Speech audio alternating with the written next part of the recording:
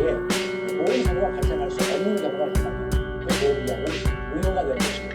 또한 보험사고가 발생할 수 없는 경우가 한다면 그 보험계약은 무효가 되는 것은 당연한 것이겠지만 보험사고 이외에 다른 사유에 대해서 소멸된다면 그 역시 보험계약은 당연히 끝나게 되는 것입니다.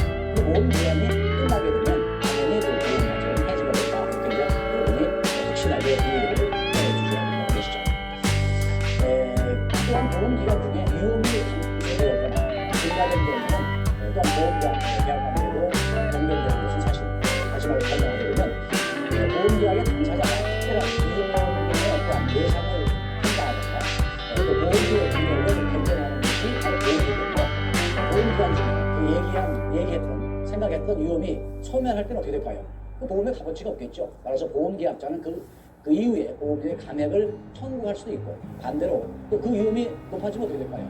보험자한테 손해가 돼서는 안 되겠죠. 따라서 그때는 증가하게 됩니다. 그 위험이 증가할 때는 그것이 주관적이든 간에 또는 객관적이든 간에 묻지 않고 보험료의 증액에 의해서 그 보험계약을 계속 유지할 수가 있고요.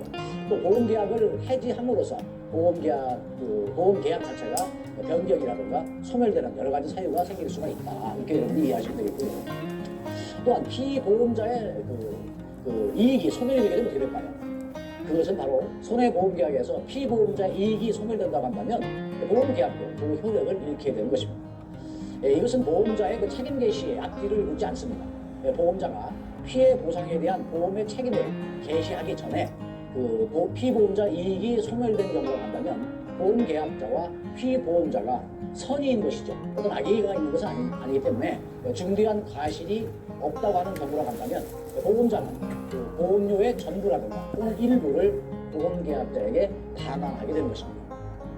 이때 책임에 대한 개시를 한 후에는 보험자가 보험계약자에게 그때까지 보험기간에 대한 보험료를 받을 수 있다. 역으로 얘기하면 줘야 되고 받을 수 있다 하는 얘기죠. 여기서 특별한 경우를 볼 수 있는 경우가 있는데 보험계약에 대한 소멸 이유도 있습니다. 이것은요, 보험자가 어떠한 파산 선고를 받게 되면 보험계약자는 계약을 해지할 수가 있습니다.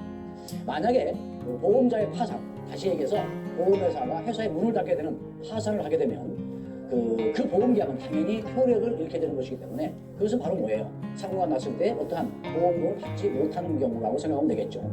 결과적으로 보험계약은 당연히 그 효력을 잃게 되는 것이기 때문에 설령 보험계약자가 해지를 하지 않는다라고 하는 경우를 하더라도 파산, 말하자면 보험자가 파산 선고를 받고 난 3개월이 지난 때에는 그 보험은 자동 소멸하게 된다는 것으로 여러분이 알고 계시고 이것은 상법 제654조에 규정되어 있는 사항입니다. 이 파산 선고가 보험자의 책임 개시 전이든 후이든 간에 이 자체는 따지지 않고 3개월의 기간을 최적기간이라고 하는데 이 최적기간이 지나게 되면 바로 모든 것이 끝난다 이렇게 보시면 되겠죠. 그러나 보험업법에서는 보험자가 파산해서 해산하는 경우에는 보험계약의 포괄적인 이전에 의해서 보험계약의 보험관계는 유지하도록 할 수도 있다라고 되어 있기도 합니다. 당사자에 의해서도 보험계약이 변경되거나 소멸될 수도 있습니다. 보험계약자의 보험계약의 해지를 먼저 설명하게 되면 사고 발생 전에 이미 해지가 있는데 먼저 사고 발생 전에 이미 해지라고 하는 것은 보험사고가 발생하기 전에는 보험계약 해지는 보험계약자는 언제든지 계약의 전부 또는 일부를 해지할 수 있다라고 하는 것이 바로 그 얘기가 되겠습니다. 이때 다만 타인을 위한 보험계약의 경우는 어떻게 될까요?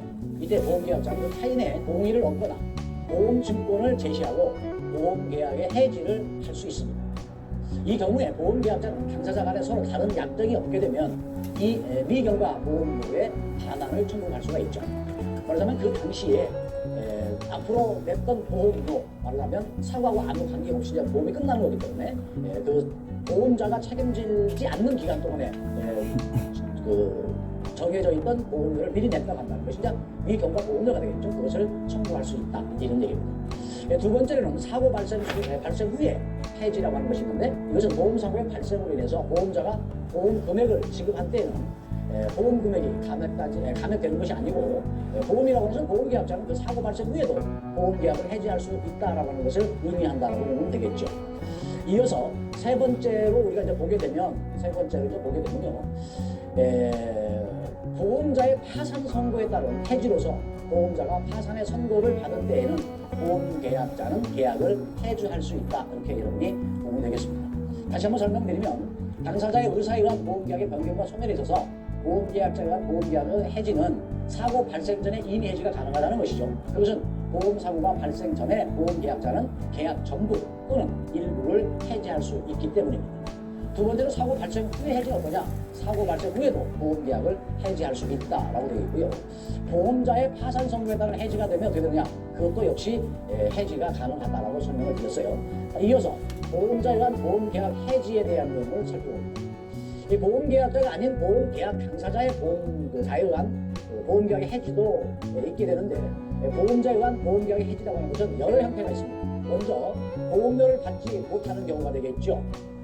이런 경우가 있는데 이것은 보험회사의 해지라고 보면 되겠습니다. 보험회사에서 일정하게 보험을 가입하는 보험계약자가 보험료를 내지 않았으면 어떻게 될까요? 거기에 대한 사고에 대한 감당을 해야 될 필요가 없기 때문에 보험